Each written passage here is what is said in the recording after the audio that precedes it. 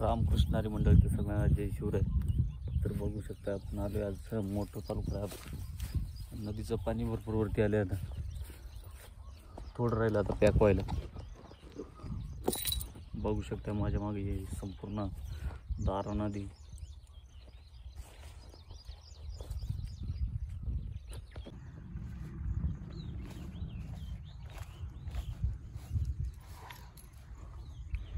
इथून दिसतोय पूर्ण नदीचा नजारा.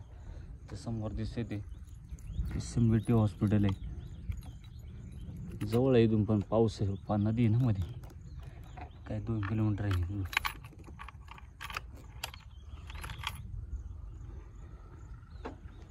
आणि इकडे हे ते गाव आहे.